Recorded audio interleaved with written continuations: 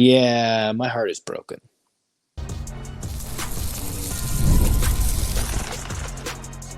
You are Locked On UCLA, your daily podcast on the UCLA Bruins. Part of the Locked On Podcast Network, your team every day.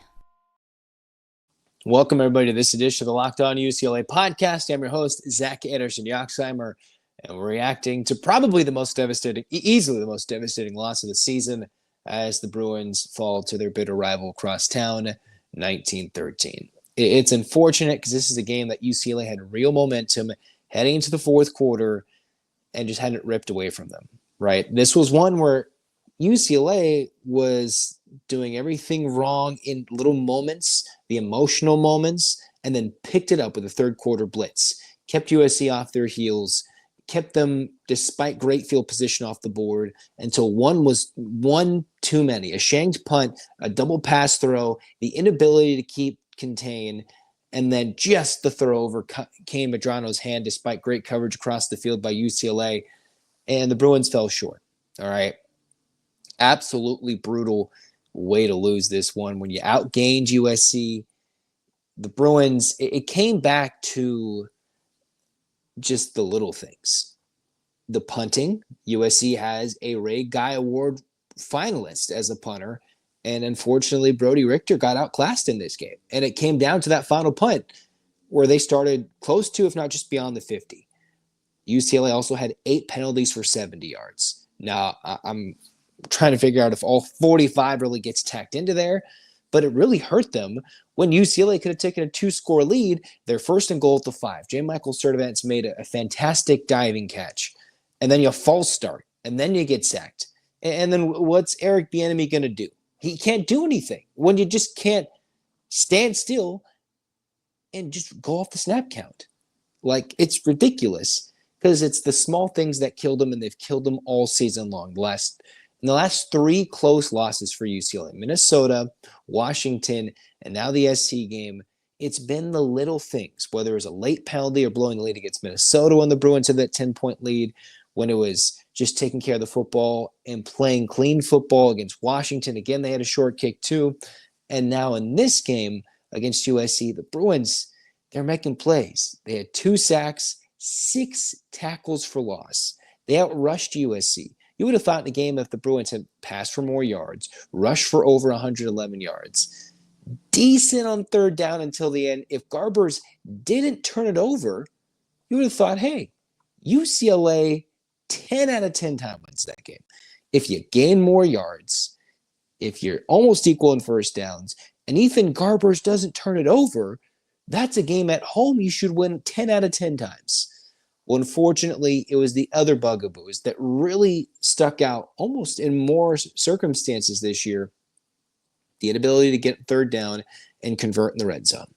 UCLA 3 of 11. If you add in the fourth down situations, UCLA 3 of 14 on third down and fourth down.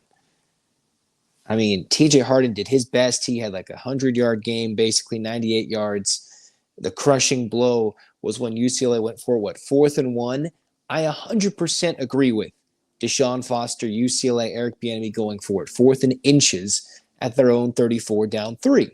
Because they had proven the punting was not reliable the last 2 weeks. So why not just go for it and not have USC run out the clock, shorten their field, so if they get a first down, they can only go 10 or 15 yards. I 100% agree with DeShaun Foster's aggressiveness there on the 4th and short.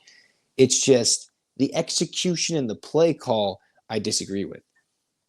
Honestly, if you really think about it, this game came down to execution on special teams and just some play designs in key moments. One play design on each side.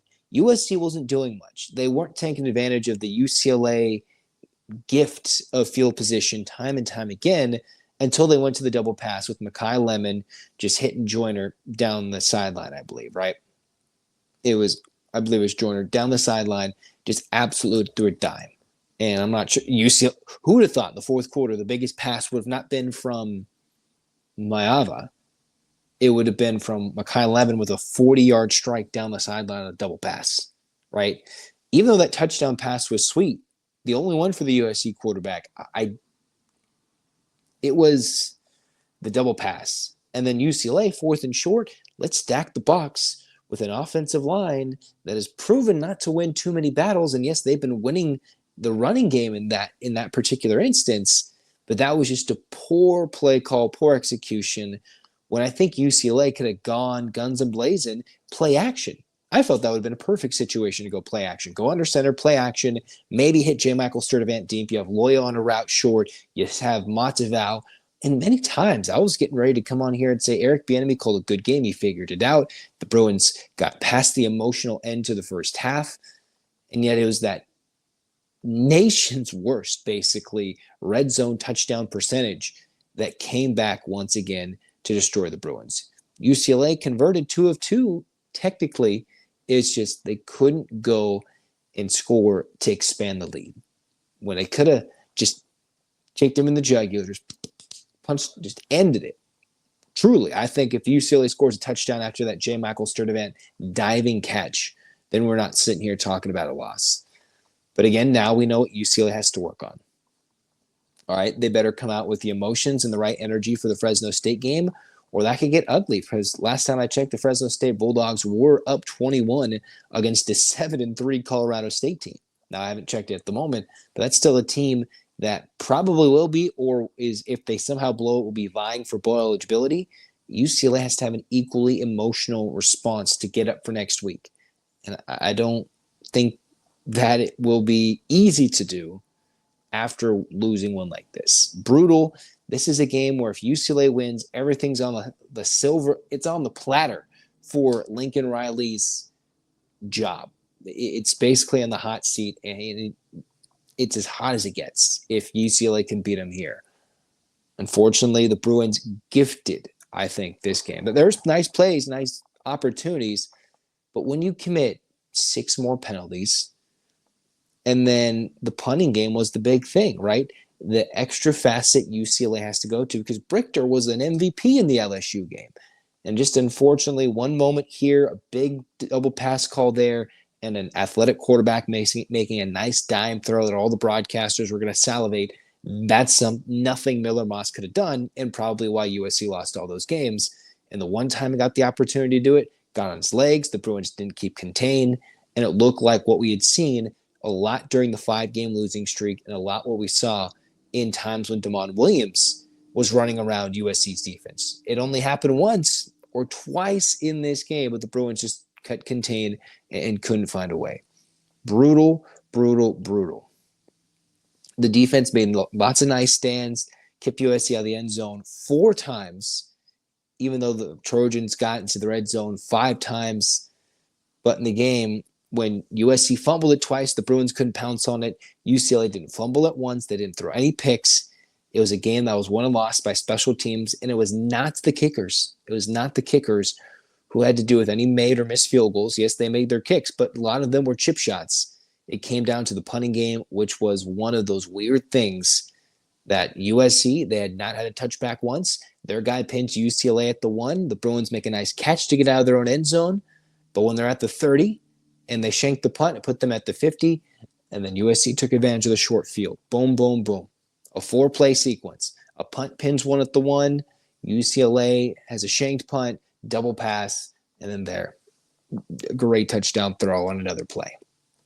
Add on to the 4th and short call, which I agree with the aggressive approach. I just don't agree with the play call. At that point, it's just a matter of execution. The Bruins didn't execute. That's really all it was. And a lot of the season has been the lack of execution, the finer details that would have proven this team to be a surprising bowl season team versus a UCLA team that sits where they're at 4-7. I'm heartbroken. It's late. I'm sad. And we'll talk about it later. All right. Frustrating.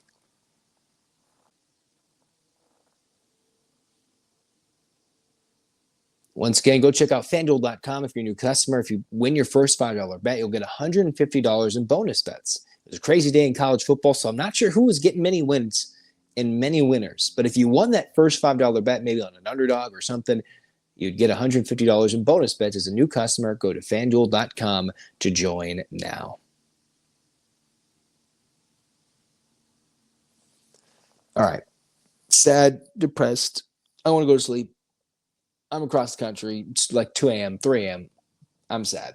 We're going to talk about it later. And then we're going to get UCLA because they still got another game week to go. They still got a week to prepare and beat those dogs from the Central Valley.